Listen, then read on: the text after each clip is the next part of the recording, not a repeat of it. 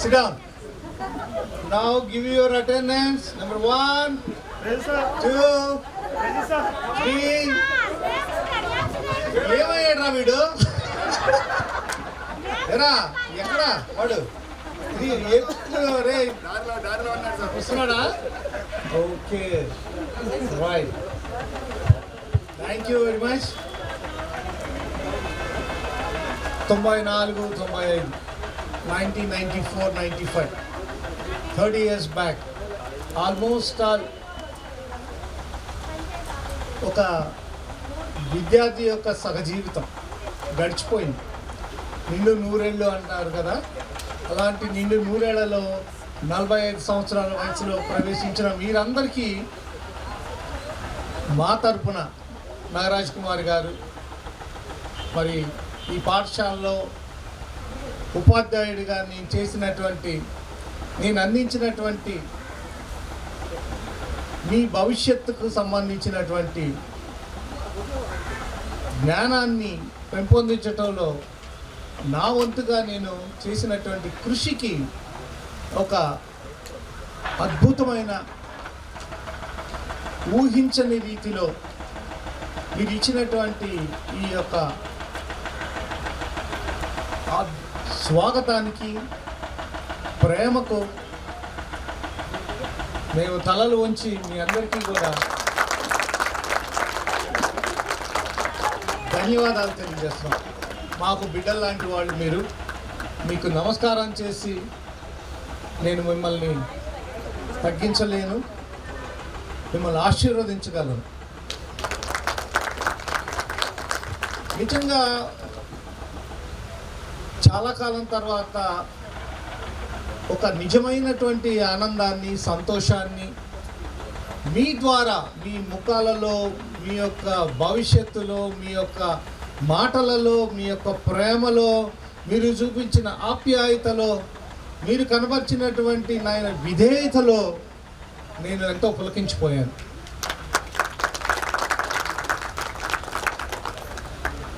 ఆ దినాలలో 94, 95 సంవత్సరం లేదా ఆ సంవత్సర కాలాలలో ఇలా మీరు 30 సంవత్సరాల తర్వాత నన్ను ఈ విధంగా మా ఉపాధ్యాయుల్ని మీరు సత్కరిస్తారనేటువంటి ఆలోచన మాకైతే లేదు. ఆ దినాలలో మాకున్నదల్లా ఒకే ఒక ఉద్దేశం, ఉపాధ్యాయులకి మిమ్మల్ని ప్రేమించాలి, మిమ్మల్ని మంచి పౌరులుగా, మంచి విద్యాబుద్ధులు నేర్పించి జీవితంలో ఉన్నతమైనటువంటి స్థితిలోకి మీరు ఎదిగితే మేము చూసి ఆనందించాలి అనేటువంటి ఒకే ఒక దృక్పథంతో మేము విద్యాబోధన జరిగించాం. ఈరోజు మీరందరూ ఒక్కొక్కరు మీ యొక్క ప్రగతిని గురించి, మీ యొక్క అభివృద్ధిని గురించి, మీ విద్యను గురించి చెప్తూ ఉంటే నిజంగా మనసు పులకించిపోయింది. ఎంతో సంతోషించాం. Really I'm very much thankful to you. ఇది ఒక ఉపాధ్యాయుడికి మీరు ఇచ్చేటువంటి గొప్ప గౌరవం. ఈ విధంగా మీ యొక్క అభివృద్ధిని గురించి మీరు చెప్తూ ఉంటే, మీ మాటల్లో చెప్తూ ఉంటే, ఒక్కొక్కరి మరి ఈ యొక్క అభివృద్ధిని మీరు చదివిన చదువులకి, మీరు చేస్తున్న ఉద్యోగాలకి మీరు ఏ విధంగా పైకి వచ్చారు. కేవలం మేము చిన్ననాడు నేర్చుకున్నటువంటి క్రమశిక్షణ, మీరు నేర్పించినటువంటి విద్యాబుద్ధులు అని మీరు చెబుతూ ఉంటే ఒక్కొక్క మాట మాలో ఎంతటి ఉత్సాహాన్ని నింపుతున్నాయో రియల్లీ అది మాటల్లో వర్ణించలేవు. మీ యొక్క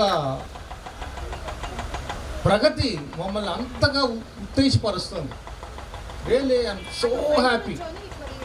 ఆ రోజుల్లో మిమ్మల్ని దయచేసి క్షమించండి, మిమ్మల్ని ఎవరైనా బాధ పెట్టి ఉంటే, కానీ మిమ్మల్ని బాధ పెట్టడం అనేటువంటిది కాదు. కానీ ఆ రోజుల్లో మీరు ఎక్కడ చేజారిపోతారో, పక్కకు వెళ్ళిపోతారో, చదువు నేర్చుకోకుండా మిగిలిపోతారో అనేటువంటి ఒకే ఒక భావనతోటి మిమ్మల్ని కొట్టి, లేకపోతే తిట్టి, లేకపోతే మరొకటి పనిష్మెంట్స్ ఇచ్చి మిమ్మల్ని మంచి విద్యార్థులుగా చూడాలి, మీరు మమ్మల్ని ఆ రోజుల్లో ఎలా అనుకున్నా సరే, ఏమనుకున్నా సరే, అమ్మో అయ్యో రాక్షసుడు, భయంకరుడు, లేకపోతే మరొకటి ఎన్నో పేర్లు నిక్నేమ్స్ పెట్టి ఉండొచ్చు, పర్వాలేదు.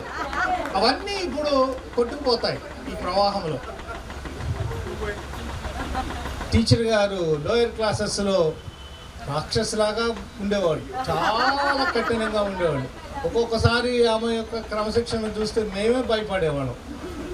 అంత పట్టుదలతోటి, అంత ఓపిక లేకపోయినా, బలహీనంగా ఉన్నా, తను ఎంతో బలహీనంగా ఉన్నా, ఓపిక లేకపోయినా, కుటుంబ పరిస్థితులు ఏవైనా సరే, పాఠశాలకు వచ్చిన తర్వాత ఒక మార్పు చెందిన మనిషిలాగా ఉండేవాడు. కేవలం విద్యా బోధన మాత్రమే తన యొక్క దృష్టిలో ఉండేది. పాఠాలు చెప్పాలి, పిల్లలకి మంచి నేర్పించాలి, క్రమశిక్షణ నేర్పించాలి, ఈ విధంగానే ఆలోచన చేసేవాడు. చాలా సంతోషంగా ఉంది. మీరు యొక్క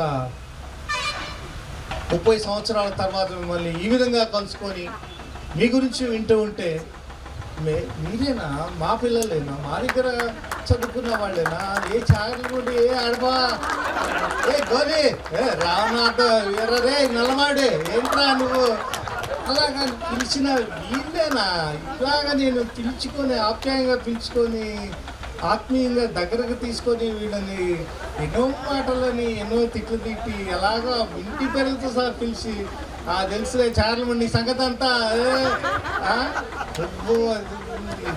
పొడుగు లంగాలు వేసుకునే దగ్గర నుంచి మిమ్మల్ని నేను ఎంతగా మేము కూడా జస్ట్ మాకు జాబ్స్ వచ్చి కూడా 10 years లోపే ఆ రోజుల్లో.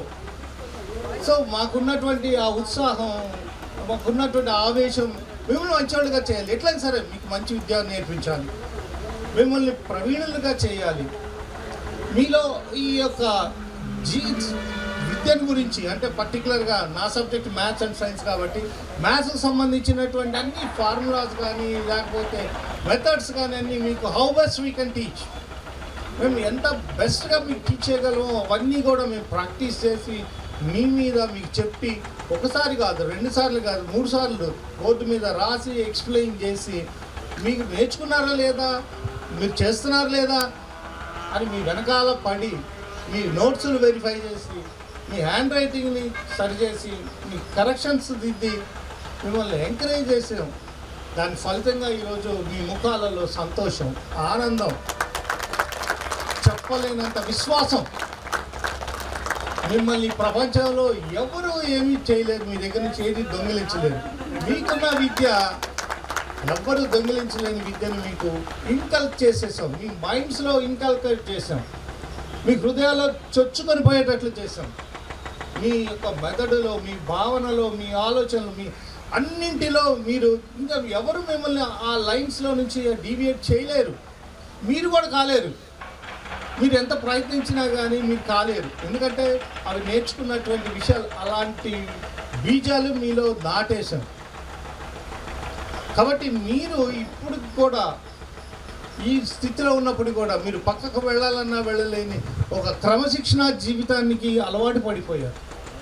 మీరే కాదు, మిమ్మల్ని చూసి మీ పిల్లల గురించి చెప్తున్నా కూడా నిజంగా నాకు ఎంతో సంతోషం వచ్చింది. బీటెక్ చదివారు సార్, మీరేం చేస్తున్నారు, అబ్రాడ్ వెళ్ళారు, మెల్బోర్న్లో ఉంటున్నారు, టెక్సాస్లో ఉంటున్నారు, ఇలాగా యుఎస్లో ఉంటున్నారు, అక్కడ ఉంటున్నారు, ఇక్కడ ఉంటున్నారు అని చెప్తే, మీరు చేయలేంది మీ పిల్లల ద్వారా మీరు చేయించగలిగారు.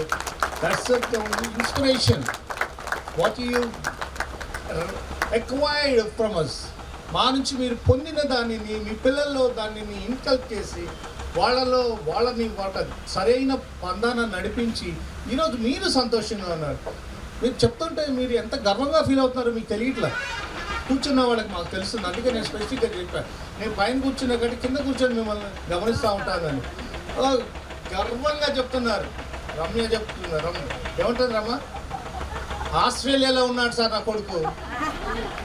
సో ఎంత ఫీల్ ప్రౌడ్ కదా. రూపా చెప్తుంది, ఆస్ట్రేలియాలో ఎక్కడున్నారు, అదే మెల్బోర్న్లో sir. So how proud she is. So ఎంత గర్వంగా ఉంటుందో అది చెప్తుంది. అడపా చెప్తుంది, నీ కొడుకు అమెరికాలో అంటే నా అమెరికాలో ఉన్నాడు. వాళ్ళు చెప్పే విధానంలో మా అబ్బాయి హైదరాబాద్లో జాబ్ చేస్తున్నాడు, బెంగళూరులో జాబ్ చేస్తున్నాడు. ఇలాగా మీరు చెప్తున్నప్పుడు మీ ఛాతి అంత విశాలంగా తెరుచుకుంటుంది. మనవాడు చెప్తూ ఉంటే నేను ఎంఎస్సి సార్ చదువుతున్నాడు వాడి డిగ్రీలు. నేను అప్పుడెప్పుడో అంబేద్కర్ గారి పేరు కింద చూసాను అన్ని డిగ్రీలు. మనవాడు చదువుతుంటే అలా చూసి ఉండిపోయాడు. ఎన్ని కళాశ్రీగాడు నిజంగా ఏంటి చదువుతున్నాడు సార్. నేను ఫలానాలో ఎంఏ చేశాను, ఎంఏ ఇంగ్లీష్ చేశాను, ఎంఏ ఫిలప్ చేశాను, ఎంఏ పిహెచ్డి చేశాను.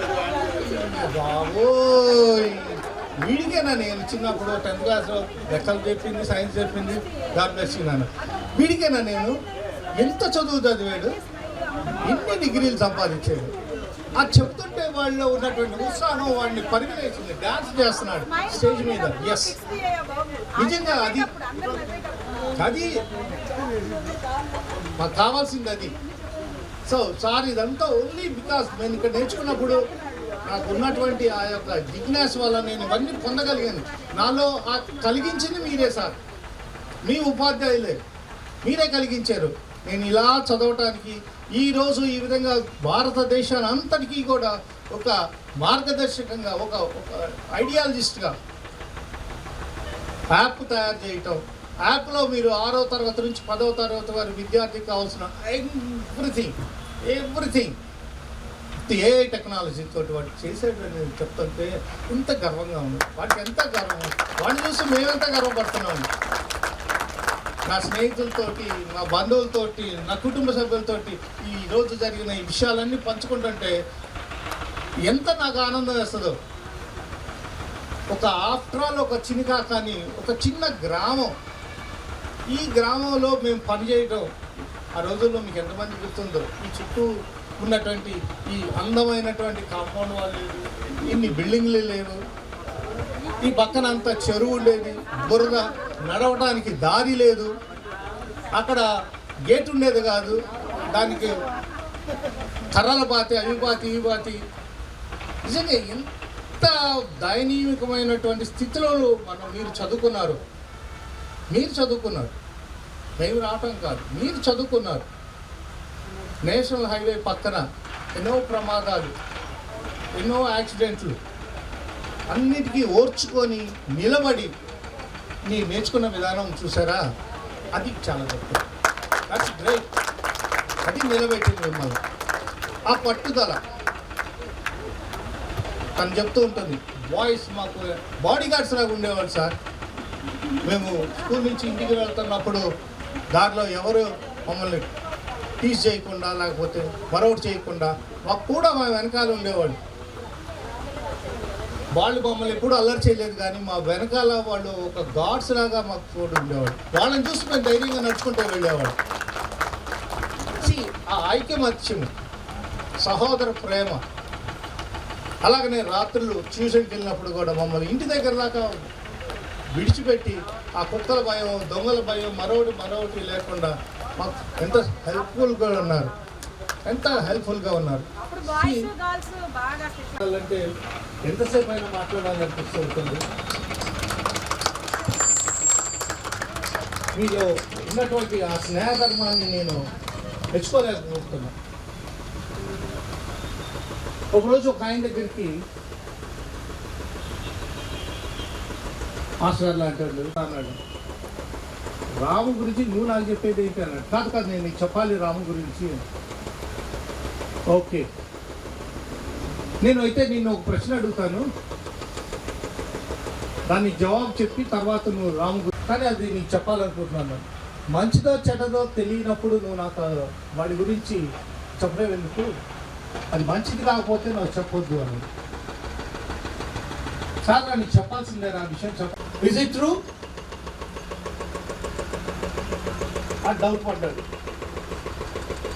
ఎవరో వాళ్ళు వీళ్ళు అనుకుంటుంటే నేను విన్నాను, అందుకని నీకు చెప్పాలనుకో. నీకు తెలీదు, నిజమో కాదో కూడా నీకు తెలీదు. సరే, చెప్పాలని ఉందరా నాకు అని. ఇంకొక ప్రశ్న వేస్తాను, అది మంచిది కాదు, నిజము కాదు, అలా నువ్వేం నేను పొందుతావు. అరే ఇది నీకు చెప్పాలిరా, చెప్పకపోతే మీలో లేనందుకు నేను చాలా సంతోషిస్తున్నాను. మీరు ఒకరినొకరు ఆప్యాయంగా పలకరించుకుంటూ ఉంటే చాలా సంతోషంగా ఉంది. మేము కోరుకునేది చిన్నప్పుడు మీరు 14-15 సంవత్సరాల వయసులో 10th క్లాస్లో ఉంటారు. ఈ 14-15 సంవత్సరాలలో మీకు కావాల్సింది ఏంటంటే మాట్లాడుతూ పోతే అవి మీకు అంత రుచించవు. అదే ఒక చిన్న కథ రూపంలో, పిట్ట కథ రూపంలోనూ ఏదో ఒక రూపంలో మీకు చెబితే అంతా మర్చిపోయిన కథ మాత్రం గుర్తుపెట్టుకుంటారు. డెఫినెట్గా కథ మాత్రం గుర్తుపెట్టుకుంటారు. ఆ రోజు మాస్టర్ గారు మనకి కథ చెప్పారు. కథ ద్వారా ఆ సంభాషణ అంతా కూడా మీలో ఉండిపోతుంది. ఈరోజు మీరు కూడా మీ కుటుంబాలలో మీ పిల్లలకి తను చెప్తుంది రామన గోలి, నేను మా పిల్లలకి 7th క్లాస్ వచ్చే వరకు నేనే చదువు చెప్పుకున్నానండి. 7వ తరగతి వరకు నేను ట్యూషన్ కూడా పంపించకుండా నేనే పాఠాలు చెప్పాను, నేనే చదువు నేర్పించుకున్నాను. చాలా సంతోషం అలా పాఠాలు చెప్పటం. తద్వారా పిల్లలకి పాఠాల ద్వారా మీరు బోధించే విధానాన్ని తెలియజేయటం. ఆ పిల్లలు మా అమ్మ మా నాన్న ఇలా చెప్పాడు, మా అమ్మ ఇలా చెప్పింది కథలు అనుకోవటం. ఇవన్నీ కూడా ఒక సైకిల్ లాంటివి, తిరుగుతూనే ఉంటాయి. అలాగా ఒకదాని తర్వాత ఒకటి, ఒకదాని తర్వాత ఒకటి, ఒకదాని తర్వాత ఒకటి.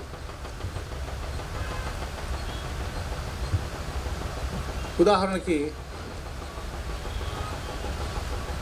ఒక టీచర్ గారు ఇంటికి వెళ్ళి ట్యూషన్ చెప్పేవాళ్ళు ఒక అమ్మాయికి. చెప్తా ఆ రోజు మ్యాథ్స్లో నాగరాజ్ కుమార్ లాంటి వాళ్ళు, స్పెసిఫిక్గా పేరు కూడా చెప్తాను, వాళ్ళ అమ్మాయి చెప్పి, అమ్మా ఇదిగో 1+1 నిన్న చెప్పాను కదా నీకు, 1+1 ఎంతమ్మా అన్న. 1+1 మిస్ 11 మిస్, 1+1 11 అని చెప్పింది. కదమ్మా నిన్న నీకు చెప్పాను, నేను గుర్తులేదనుకుంటా, మళ్ళీ ఒకసారి ఆలోచన చేసి చెప్పమ్మా. 1+1 ఎంతమ్మా, నిన్న నీకు నేర్పించాను కానీ ఈరోజు నువ్వు మర్చిపోయావు. నేను దాన్నే అడుగుతాను. అవును మిస్ 1+1 11 అనే చెప్పారు మిస్ నాకు నిన్న. 1+1 = 11 మిస్. కాదమ్మా బాగా గుర్తు తెచ్చుకో. ఈ టీచర్ గారు కొంచెం అసహనం పెరుగుతుంది. నిన్న చెప్పిన పాఠాన్ని కూడా ఈ పాప ఈరోజు రీప్రొడక్ట్ చేయలేకపోతుంది, ప్రొడ్యూస్ చేయలేకపోతుంది. ఏంటా అని ఈమె టీచింగ్ మీద ఒక డౌట్ వచ్చేస్తుంది. నేను నేర్పించా కదా, నేర్చుకోలేదు, కానీ ఏంటి ఇట్లా చెప్తుంది. మళ్ళీ ఇంకొకసారి ఆలోచించమ్మా. అవును మిస్ నేను మీరు అదే చెప్పారు మిస్ నాకు, 1+1 = 11 మిస్. సరిగ్గా చెప్పమ్మా. కోపం కొంచెం పెరుగుతుంది, తారస్థాయికి వెళ్తాను టీచర్ గారికి. ఏంటి నువ్వు సరిగ్గా వినవు, సరిగ్గా చూసి చెప్పు, ఎంత వచ్చింది 1+1 అంటే మొదలుపెట్టింది ఏడవటం. వాళ్ళ నాన్న పరిగెత్తుకుంటూ వచ్చాడు ఇంట్లో. ఏంటమ్మా ఏడుస్తున్నావు, ఏంటన్నా ఏడుస్తున్నావు, ఏంటి మిస్, ఏంటి మా అమ్మాయి ఒక్కగానొక్క కూతురు నల్లారు ముద్దుగా పెంచుకున్నావు, ఎందుకు మిస్ అట్లా ఏడిపిస్తున్నారంట. కాదండి 1+1 నిన్న చెప్పాను నేను, ఈరోజు కూడా అదే అడుగుతున్నాను, 1+1 ఎంతమ్మా అని అడుగుతున్నాను. అమ్మాయి ఏం చెప్తుందో చూడండి అన్నాడు. ఎంతమ్మా అని చెప్పు. 11 కాదమ్మా 2 కదా అన్నాడు. నిన్న మిస్ 11 అనే చెప్పారంటాను. మిస్ చెప్పారా 11 అని? ఇప్పుడు ఏమంటావు అయితే అంటారు. 11 డాడీ, 11 కరెక్ట్ డాడీ అంటారు. ఇంకా అమ్మాయి కాంప్రమైజ్ అవ్వట్లేదు. వాళ్ళ నాన్నకు కూడా కోపం వచ్చి మిస్ పక్కకు వచ్చి, మిస్ ప్లీజ్ నాకు ఒక్కగానొక్క కూతురు, దాన్ని ఏడిపించవాకండి మిస్, ప్లీజ్ 11 అనే చెప్పండి మిస్ అంటారు. అంటే దానికి చెప్పాల్సింది పోయి నాకు చెప్తున్నావు 11 అని నువ్వు చెప్పమంటావా, నన్ను తప్పు చేయమంటావా? ఈ మిస్ ఎందుకు కూరుకుంటారు, ఈ మిస్ రివర్స్ అయ్యారు. నో నేను అట్లాంటి దాని కాదు, నేను చెప్పను. 1+1 2 చెప్పండి మిస్, ప్లీజ్ మిస్ చెప్పండి మిస్, మా అమ్మాయి ఏడుస్తుంది మిస్ అంటారు. నాన్న అంటుంది. అది ముందమ్మా చెప్తుంది, టీచర్ గారు చెప్తారు, నువ్వు చెప్పింది కరెక్టేనమ్మా అంటాను. నువ్వు చెప్పింది కరెక్టే తల్లి చెప్తారు, టీచర్ గారే చెప్తారు, ఆమె నోడుతారు. చెప్పం no it's not correct, it's wrong అంటుంది. అంటే ఇంకా ఈయనకేమో మిస్ చెప్తారా మిస్, చెప్పరా మీరు అంటుంది. నేను చెప్పనండి అంటుంది ఆమె టీచర్ గారు. చెప్పండి మిస్ 11 అని చెప్పండి మిస్ అంటే కాదు అంటుంది. సరే మిస్ అట్లయితే మీరు ఇంక రేపటి నుంచి మా పాపకి ట్యూషన్ చెప్పాల్సిన అవసరం లేదు, యూ మే గో. ఇంక రేపటి నుంచి అమ్మ నీవేం బాధపడబాకు, I search for another good teacher. ఏం గుడ్ కాదు. I will search for a good teacher, she will teach you correct edition of maths అని చెప్తుంది. ఓకే మ్యాథ్స్ సరే సార్ నేను వెళ్ళిపోతాను, లాస్ట్ మంత్ నాకు 1000 ఇవ్వాలి మీ శాలరీ, ట్యూషన్ ఫీజు ఇవ్వలేదు, ఈ మంత్లో ఇస్తున్నారు, ఈ మంత్ కూడా 1000 మొత్తం పే చేసేయండి అందు. ఓకే ఎంత మిస్ అన్నాడు, లాస్ట్ మంత్ 1000, ఈ నెల ఒక 1000. వాళ్ళ పాప ఎంతమ్మా మిస్, 11,000 మిస్ అంట. ఏదమ్మా 2000 ఎరా అంటే కాదు డాడీ, 1 + 1000 + 1000 11,000 ఇచ్చేయి డాడీ 11,000. అప్పుడు ఆయన తండ్రికి ఫ్యూజర్ పోయింది. So teachers never compromise. Teachers అనేవాళ్ళు ఎప్పుడు కూడా కాంప్రమైజ్ అవ్వరు. వాళ్ళకు తెలిసిన సత్యాన్ని పిల్లల్లో నేర్పించడానికి, పిల్లలకి తెలియజేయడానికి ప్రయత్నిస్తారు. ఎప్పటికీ కూడా ఎంత నష్టం కష్టం ఓడిపోయినా సరే తన ఉద్యోగాన్ని పోగొట్టుకోవటానికి కూడా సిద్ధపడింది. ఆ టీచరు తన ఉద్యోగాన్ని పోగొట్టుకోవటానికి కూడా నేను రాను, ఇంకా నేను చెప్పలేను మీకు, సిద్ధపడింది. కానీ 1 + 1 11 అని మాత్రం ఒప్పుకోలేదు. అలాగా టీచర్స్ అనేటువంటి వాళ్ళు they are very strong in their teachings, they are very strong. వాళ్ళు ఏం చెప్పాలనుకుంటున్నారో దానిని స్పెసిఫిక్గా క్లియర్గా ఖచ్చితంగా తెలియజేస్తూ ఉంటారు. అందుకే మీరందరూ ఈరోజు ఇంతటి మంచి ఉన్నత స్థితిలో ఉండగలుగుతున్నారు. దాన్ని యాస్టీస్గా మీరు తీసుకోగలిగితే, చాలామంది కాంతారావు మాస్టర్ మీద కంప్లైంట్ చేశారు. ఆయన నాకు తెలుసు, నేను కూడా చాలాసార్లు ఆయనతో కలిసి పనిచేసిన అనుభవం ఉంది కాబట్టి ఆయన కాపీ రైటింగ్ రాయిస్తాడు, లేకపోతే ఒక పేజ్ రాయిస్తాడు. ఏం రాశారో ఏ రోజు చదవడు, ఏ రోజు రాసావా లేదా, పేజ్ అంతా అక్షరాలతో నిండిందా లేదా, టిక్కు కొట్టి సంతకం పెడతారు. ఈ నెవర్ టర్న్ బ్యాక్. అసలు ఏ రోజు కూడా అది ఏంటి, అసలు రాసింది ఏంటి అనేటువంటిది ఏ రోజు చదవడు. రాయకపోతే మాత్రం చాలా కోపం వస్తుంది. ఇంకొక విషయం చెప్పకూడదు రహస్యం, మా మాస్టర్ గారు, కాంతారావు మాస్టర్ గారు, మేము మురుగన్ హోటల్కి వెళ్ళేవాళ్ళం, భోజనం తెచ్చుకునేవాళ్ళు అందరము. కానీ అక్కడైతే కొంచెం మాకేంటంటే కర్రీస్ అవైలబుల్గా ఉంటాయి. మేము ఒక 5 రూపాయలు, లేకపోతే ఆ రోజుల్లో 10 రూపాయలు, లెస్ దెన్ 10 రూపాయలు, 5 రూపాయలు అనుకుంటా ఎక్స్ట్రా పే చేస్తే, ఒకవేళ మేము ఎప్పుడన్నా ఇంట్లో వంట చేయక ఉట్టి ఖాళీ రైస్ తెచ్చుకుంటే ఇక్కడ 5 రూపాయలు చెల్లించి అక్కడ సాంబార్, ఒక ఆ మురుగన్ గారి దయ ఉంటే కొంచెం ఏదో ఒక గోంగూర పచ్చడి వేసేవాడు, అంతకుమించి ఇంకేవాడు. సాంబార్కి మేము పే చేసేవాళ్ళం 5 రూపాయలు, ఎంత 2 రూపాయలు అట్లా పే చేసాం 94లో. అప్పుడు క్రికెట్ వస్తూ ఉండేది, క్రికెట్ మ్యాచ్లు జరుగుతూ ఉండేవి, ఆ టెస్టులు ఈ టెస్టులు ఏదో జరుగుతూ ఉండేవి మ్యాచెస్. రేడియోలో కామెంటరీ వస్తూ ఉంటుంది. మేము అంతా పూర్ హిందీ, ఎక్కువగా హిందీ ఇంగ్లీష్లో కామెంటరీ చెప్తూ ఉండేవాళ్ళు. ఆ మధ్యలో ఏదో సునీల్ గావస్కర్ కదా 25 బాగా ఏదో అనగానే అనేవాళ్ళు అందరూ, వచ్చే చార్మార్గా అత్తరా గారు చార్మార్గా అంటున్నాడు. అంతే ఎంత అన్నాడు, ఏమన్నాడండి అంటాడు, చార్మార్గా అంటాడు. చార్మార్గా ఏంటి ఏం తెలియదు, కొట్టాడా వాడు 10 కొట్టాడా అంటాడు. ఏంటండి అన్నాడు, 10 రన్స్ వచ్చినాయి అంట వాడికి అంటాడు. గబక్కనే అడిగితే నంబర్లు కూడా కన్ఫ్యూజ్ అయ్యాయి. మీరు సడన్గా అడిగితే కన్ఫ్యూజ్, ఏదో చెప్తా ఉంటాడు. సార్ నంబర్స్ చెప్పండి సార్ హిందీలో అంటే, నంబర్స్ రావా, ఏం మాస్టర్ 1 2 3 4 5 అనగానే, కాదు మాస్టర్ మొదటి నుంచి చెప్పండి సార్. మొదటి నుంచే చెప్తున్నా కదా, ఎక్కడా చెప్పాను అంటాడు. ఏడో చెప్పారులే మొదటి నుంచి చెప్పాను. మళ్ళీ 1 2 3 4 5 అంటే ఇంకో మాస్టర్ ఇంకొకటి ఏదో అడిగేవాడు. అక్కడ కాపాడు, సార్ కొంచెం స్లోగా చెప్పండి సార్, ఇప్పుడు ఎక్కడా చెప్పాను నేను చెప్పండి అనేవాడు. అక్కడి నుంచి రావు చెప్పడం సరిగా, మళ్ళీ ఒకటి నుంచి అయితేనే చెప్పగలడు. అలాగా మా మాస్టర్ గారు కాంతారావు గారు, మీరు చాలా జోకులు వేశారు మా మాస్టర్ గారి మీద, మేము జోకులు వేస్తూ ఉంటాం. ఆయన యొక్క పద్ధతి అది. మరి అలాంటి గురువులతోటి, మీలాంటి విద్యార్థులతోటి మా యొక్క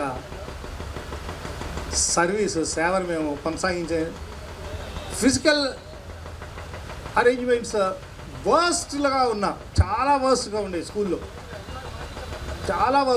స్కూల్లో సరైనటువంటి బెల్ ఉండేది కాదు, సరైనటువంటి అటెండర్ ఉండేవాళ్ళు కాదు, సరైనటువంటి వాచ్మెన్ ఉండేవాళ్ళు కాదు, సరైన టాయిలెట్స్ ఉండేవి కాదు, పిల్లలకి కాంపౌండ్ వాళ్ళు ఉండేవి కాదు. చాలా కష్టపడ్డారు పిల్లలు మాత్రం. మీరు మాత్రం నిజంగా ఆ ఎంట్రన్స్లో ఉండేటువంటి ఆ తలుపు కానీ లేకపోతే ఏముండేది కాదు, తలుపులు కూడా కాదు, భారీగా తుమ్మ చెట్లు, లేకపోతే పిల్లలు కష్టపడి ఏదో సాటర్డేస్ ఎప్పుడో తూట్లు తీసుకొచ్చి వాటిని పాతి కాంపౌండ్ వాళ్ళలాగా ప్రహరీ వాళ్ళలాగా పెట్టుకున్నాడు, గేదెలు రాకుండా. చదువుకుంటా ఉంటుంటే రెడ్డి గారి గేదెలన్నీ ఇట్లా వెళ్ళిపోయాయి.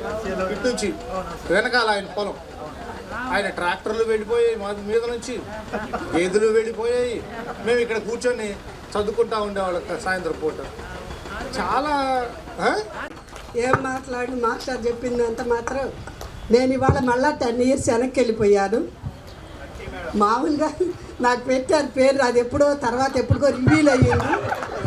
చాలా కాలం నాకు తెలియలేదు ఆ పేరు.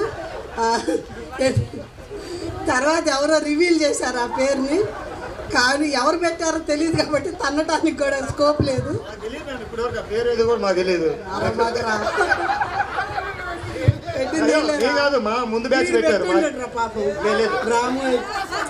రాము అయితే కాదు. ఏదన్నా కానివ్వండి, నాకు ఆ నడక ఎక్కడి నుంచి వచ్చిందంటే, మేము డిగ్రీ చదివే రోజుల్లో రైలు ట్రాక్ అంబట పీబీఎన్ కాలేజీకి నడిచి వెళ్ళాలి.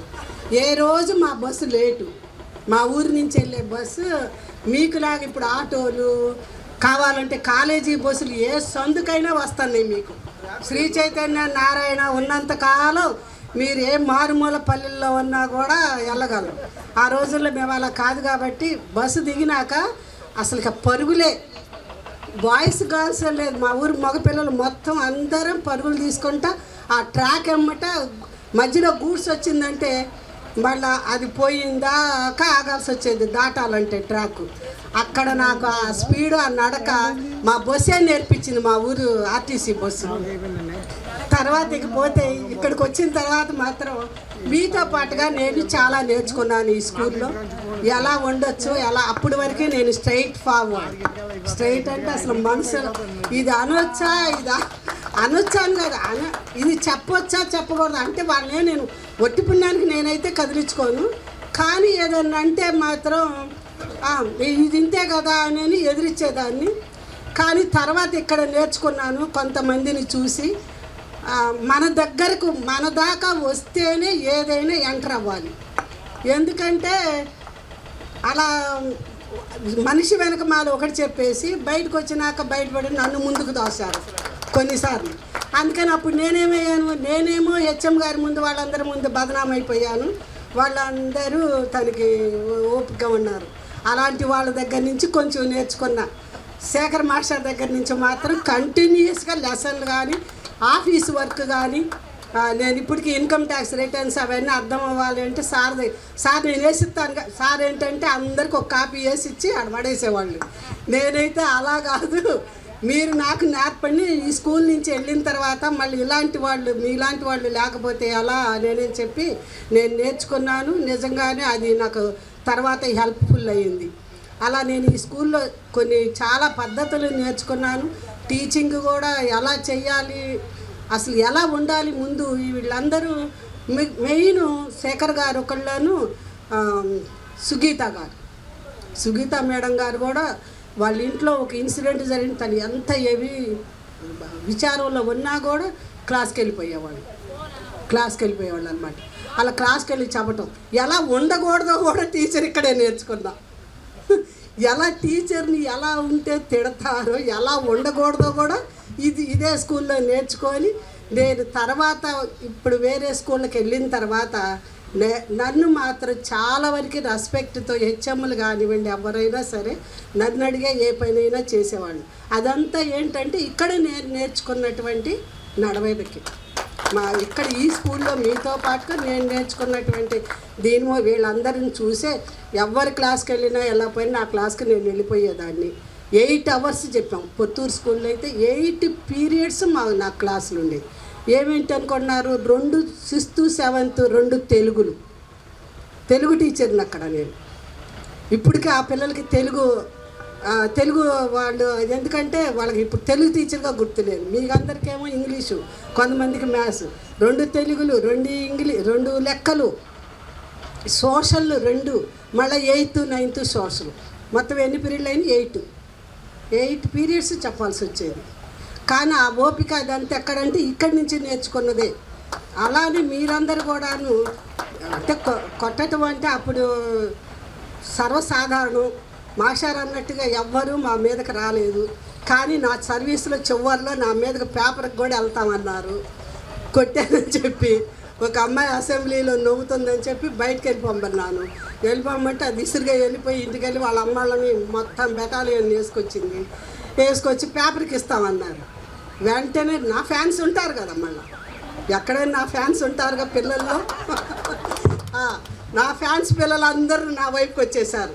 టీచర్ గారు ఎందుకు కొట్టారు, తను అలా చెయ్యబట్టారు అని వాళ్ళందరినీ నోరు ముడిపించి పంపించారు. నేనేమి నోరు మాట్లాడాల, నేనేం అనలేదయ్యి, అసెంబ్లీలో అన్నాను. వెంటనే నా పిల్లలందరూ, నా స్టూడెంట్స్ నా వెనక నిలబడ్డారు. అదే ఎప్పటికైనా నా బలం మీరే, ఎప్పటికీ నేను అనుకుంటాను అన్నమాట. ఇవాళ పొద్దున్న బస్ దిగగానే అక్కడ కండక్టర్ అంది, నాకు ఈ 3 రోజుల్లో బోల్డ్ మంది పిల్లలు ఉన్నారు, ఎవరో ఒకరు నన్ను తీసుకురారా అనుకున్నాను. ఫోన్ చేసేసాను, వచ్చారు. వీళ్ళకి ముందు కంటే నాగిరెడ్డికి చేశాను. నాగిరెడ్డి వాళ్ళ అక్కయ్య గారు అబ్బాయిని పెట్టాడు అక్కడ గుడి దగ్గర. నాగిరెడ్డి కూడా నాగిరెడ్డి అని మారాడు నాగిరెడ్డి. వాడు ఎప్పుడు 3 నెలలకి 4 నెలలకి నన్ను చూడటానికి వస్తాడు. మొన్న రీసెంట్గా కూడా ఫోన్ చేసి గుంటూరులో ఉంటే వస్తాను మేడం మీ దగ్గరికి అన్నాడు. అలాంటి వాళ్ళ మూలానే నేను ఇంతవరకు ఇప్పటికీ కూడా ఇలా ఉండగలిగాను. ఇంకోటి, నేను ఆడవాళ్ళ పక్షపాతం అంటే ఫస్ట్ నుంచి నాకు కొంచెం ఆడవాళ్ళం అంటే మేమున్న పూర్వకాలంలో మేము వచ్చినప్పుడు కొంచెం మమ్మల్ని తొక్కేస్తానే ఉండేవాళ్ళు. ఏదో మేము మారుమూల గ్రామం నుంచి నేను ఈ స్థాయికి కూడా రాగలిగానంటే అక్కడ కూడా నేను ఆటల్లో ఈ రకంగా ఇప్పుడు దాకా మా పిల్లలు అడుగుతున్నారు, మీరు ఇలా ఎలా ఉండగలిగారంటే నేను రోజు ఆడుకునేదాన్ని స్కూల్లో. మీకు అవేవీ లేవు. స్కూల్లో ఏ రోజు నేను 5:30 6 మా అమ్మ చేత దెబ్బలు తిన్న రోజులు కూడా ఉన్నాయి. ఇంటికి వెళ్ళినాక వాయించేదే. కానీ రోజు స్కూల్లో టెన్నికాయిడు, వాలీబాల్, ఖోఖో, కుందుళ్ళు, ఈ 4 ఆటలు మాత్రం ఆడందే ఇంటికి వెళ్ళేదాన్ని కాదు. ఇప్పటికైనా నేను చివరికి సర్వీస్ చివరిలో కూడా త్రోబాల్ ఆడితే మా ముసలమ్మ టీచర్లు అందరూ నాకంటే జూనియర్స్, నా పిల్లల వయసు ఉన్నాళ్ళు కూడా ఆడలేకపోయారు. అది ఆ శక్తి ఏంటంటే గేమ్స్ మూలాన్ని. అందుకే పిల్లల్ని ఎక్కడైనా సరే మా పిల్లల్ని నేను ఆడించాలంటే ఇప్పుడు వాళ్ళు అసలు బెండ్ అవ్వలేరు అసలు. అది కూడా మా నాన్న అన్నాడు నాకు ఉద్యోగం వచ్చినప్పుడు, అసలు బీఎడ్లో చేరతానంటే మా నాన్న వద్దన్నాడు. ఎందుకు నాన్న నీకు ఇష్టం లేదు అని అంటే ముందే ఎంఏ అన్నాను. ఎంఏ ఆ అబ్బాయి ఇందాక కాళహస్తి చదివిన నేను ఒక్క ఎంఏ కూడా చేయలేకపోయాను. ఎందుకంటే నేను ఎంఏ డిస్టెన్స్ ఎడ్యుకేషన్లో ఎంఏ ఎకనామిక్ ఏంది వేరే వాటికి వెళ్ళటం ఇష్టం లేదు. ఏదైనా కుంభస్థలం ఎంఏ నాది బిఏలో ఎకనామిక్స్. అందుకని ఎంఏ ఎకనామిక్సే చెయ్యాలని ఆ సీట్ కోసమే కూర్చున్నా. అప్పుడు ఇట్లాంటి పీజీ సెంటర్లు అవి ఏవీ లేవు మా అప్పుడు. ఎక్కడ పడితే అక్కడ చేయటానికి లేదు. చివరికి రాకపోతే ఏం చేశాను, ఆంధ్ర యూనివర్సిటీ డిస్టెన్స్ ఎడ్యుకేషన్ కట్టుకున్నా. ఎంఏ ఎకనామిక్స్ లెసన్స్ కూడా చాలా రోజులు. కానీ ఆ తర్వాత నాకు వెంటనే బిఎడ్ సీట్ వచ్చింది. అది అందరూ 40,000 50,000 పెట్టినా కూడా రాటల్లా. నాకు ఫ్రీ సీట్ వచ్చేసింది. సరేలేమని అది పక్కన పెట్టేసి బిఎడ్ చేశాను. చేసిన వెంటనే మా పొన్నూరులో ఒక కాన్వెంట్ ఉంది, ఆ కాన్వెంట్లో జాయిన్ అయిపోయాను.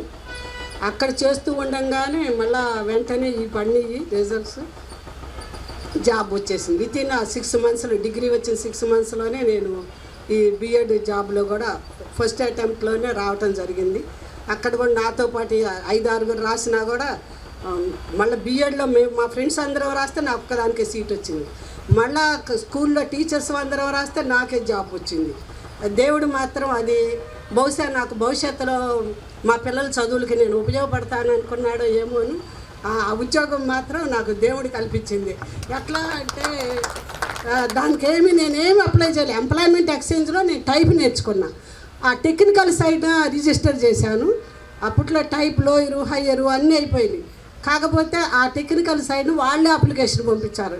నిజంగా ఆ రోజుల్లో నాకు అది కూడా తెలియదు. మా ఇంట్లో ఎవరు మా నాన్న ఎస్ఎల్సి చదివినా కూడా చదివించాలి పిల్లల్ని, అంతే, జాబ్ కాదు. చదువు ఉంటే మనకు ధనం ఉన్నట్లేను అన్నట్టుగా. కానీ గాడ్ గ్రేస్, దేవుడి దయ వల్ల నాకు ఈ జాబ్ వచ్చింది. వచ్చిన తర్వాత కూడా మా నాన్న వెళ్తుంటే, అమ్మ కాస్త చెప్పు అమ్మ పిల్లలకి చదువు, చెప్పినా తిడతారు చెప్పకపోయినా తిడతారు, కానీ నువ్వు తిట్లు తినకుండా కాస్త చెప్పమ్మా అన్నారు. ప్రతి నెల జీతం చేతితో తీసుకున్నప్పుడల్లా మా నాన్న మాట గుర్తొస్తుంది నాకు. ఈ నెల చెప్పినట్టే తీసుకున్నానా అనే నేను అనమాట. ఇది చెప్పమ్మా, అసలు ఆ మాటే నాకు ఇప్పటికీ అనిపించదు. చెప్పమ్మా, మరి చెప్పానో లేదో, మరి మా నాన్న మాట నేను తీర్చానో లేదో, కానీ మీ అందరి గుండెల్లో మాత్రం చాలా వరకు ఉంటాను, చాలా వరకు. అందుకని చివరి నిమిషం వరకు కూడా నేను చివరి రిటైర్మెంట్ అయ్యే సంవత్సరం అయితే అసలు ఒక్క లీవ్ కూడా పెట్టలేదు. సంవత్సరంన్నర దాకా ఒక్క లీవ్ పెట్టలేదు. పెట్టకపోతే తర్వాత ఒక మాస్టారు వేరే స్టాఫ్కి చెప్పారు, 2 lakhs ఇస్తాను 1 year వరకు ఎవరు లీవ్ పెట్టకపోతే నాగరాజ్ కుమార్ గారిని బీట్ చేయాలన్నారు. ఎవరు లేరు. ఎందుకంటే నేను అప్పుడు నాకు ఇంకా మెడికల్ లీవ్ ఉంది, పెట్టుకోవచ్చు.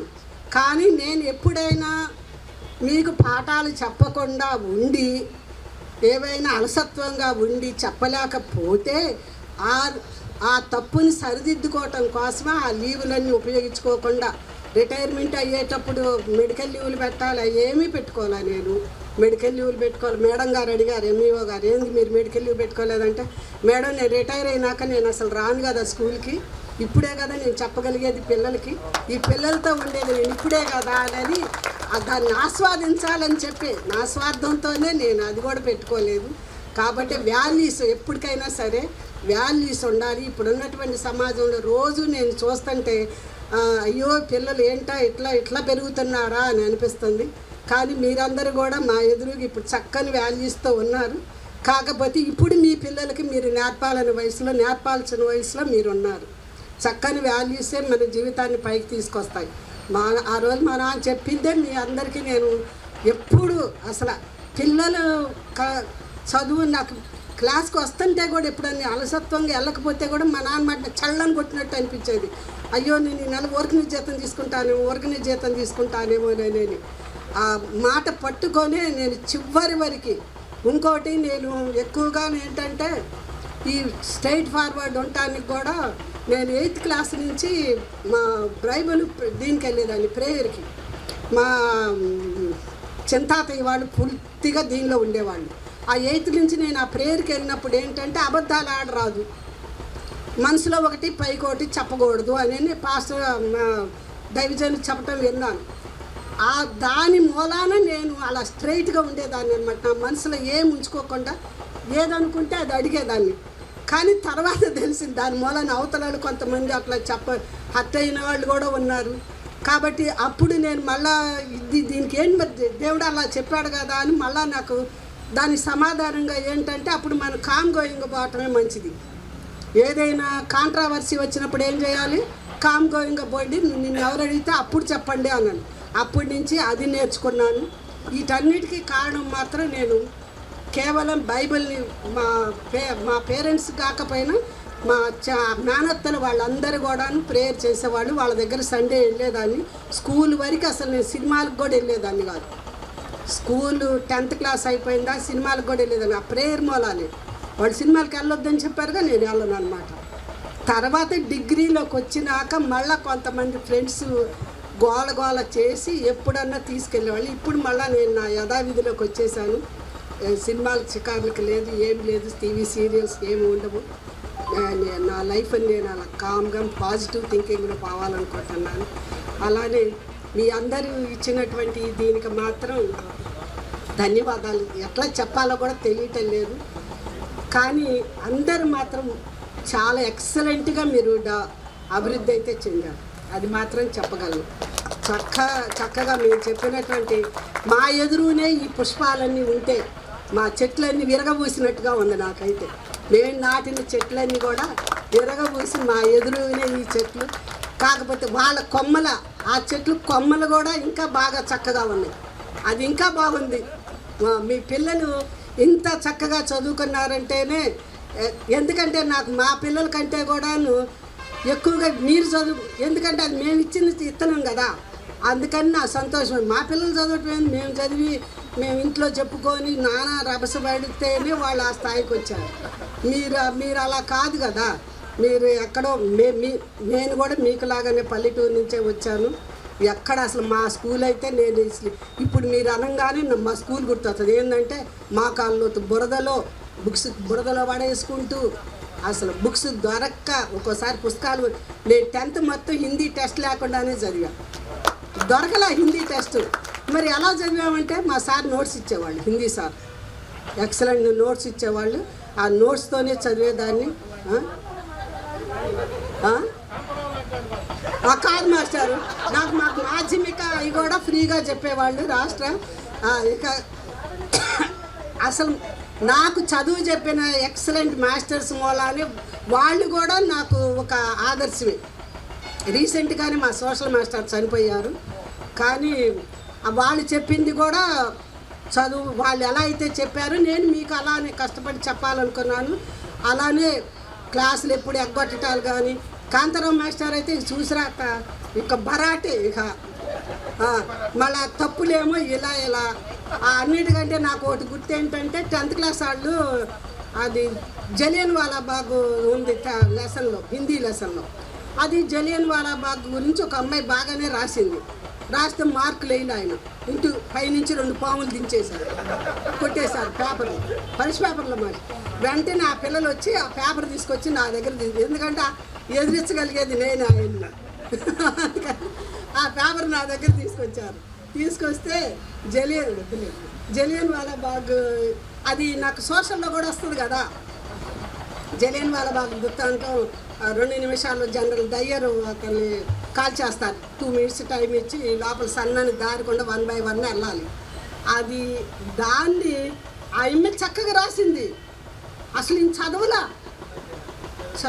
నేను నేర్చుకుంది అక్కడే కాంతారావు గారి లాగా చదవకుండా రైట్లు కొట్టకూడదు అది నేర్చుకున్నాను అనమాట.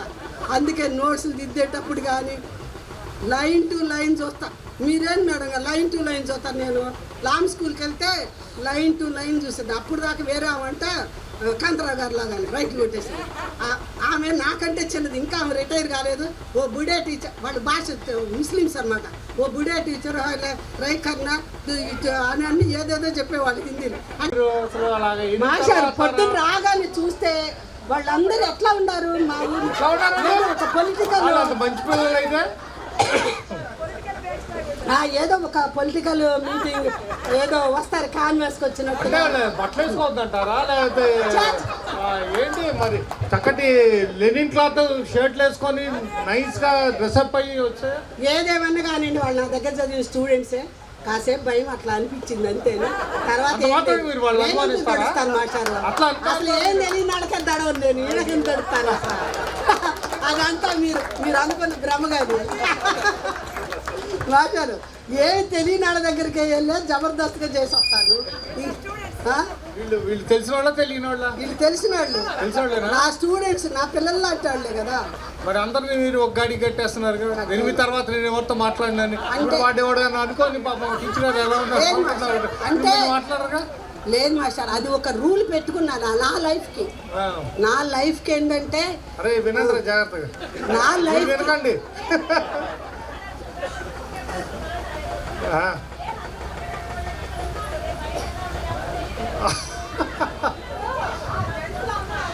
మాస్టారు మన స్కూల్లో ఉన్న స్టాఫ్ అందరిలోకి మీరు ఎవరు చాలా వరకు డ్రింక్ చేయని వాళ్ళు ఉన్నారు. ఒక్క వెంకటేశ్వరరావు గారు తెలుగు మాస్టర్ తప్పితే చాలా వరకు మనకి పర్వాలేదు.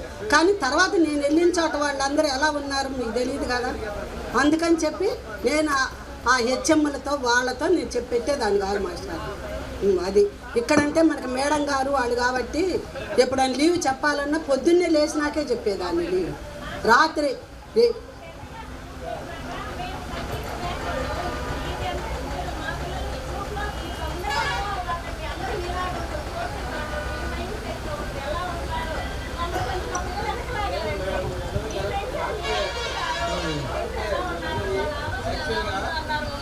మా బ్యాచీలో ఈ పార్టీ పెట్టమంటే నేను ఎందుకు భయపడి పెట్టట్లేదంటే మనస్తత్వం ఉండేది. ఇప్పుడు అందరూ కూడా పెద్దోళ్ళు అయిపోయారు. చాలామంది రకరకాల వ్యాపారాల్లో వాళ్ళ ఆలోచన విధాలు యావగేషన్స్ మారిపోయినాయి. నేను అవన్నీ దృష్టిలో పెట్టుకొని ఇప్పటి వరకు నేను పెట్టలేదు. 8 నిజంగా టీచర్ గారు అన్న మాటకి ఏంటంటే 8 తర్వాత 8 PM ఉంటారు వాళ్ళు. అంటే బ్రాండ్ 8 PM బ్రాండ్ మీకు తెలియదు. టీచర్స్ బ్రాండ్స్తో ఉంటారు. సో అందరని కాదు, కొంతమంది అంటే వాళ్ళు పనిచేసేటటువంటి అట్మాస్ఫియరు, వాళ్ళు చేసేటటువంటి జాబు లేదా సంథింగ్. సో అది రూల్ కరెక్టే, అందులో నేను ఏకీభవిస్తాను. అంటే మనం సెల్ఫ్ రూల్స్ పెట్టుకో